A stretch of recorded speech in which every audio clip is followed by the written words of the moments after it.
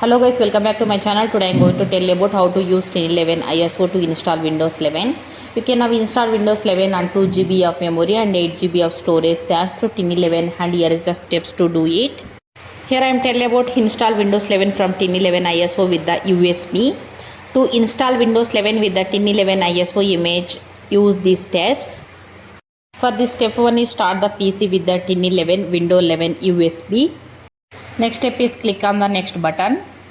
Another step is click the next button again. After that, check the I accept the license terms option. Click the next button. Select each portion on the hard drive where you want to install Windows 11 and click the delete button. Select the hard drive, drive O unallocated space to install Windows 11. After that, click the next button. Then select your region setting after the installation on the first page of the out of the box experience. Then click the yes button. Then choose select your keyboard layout setting. Now click the yes button. Click the skip button if you do not need any configure second layout.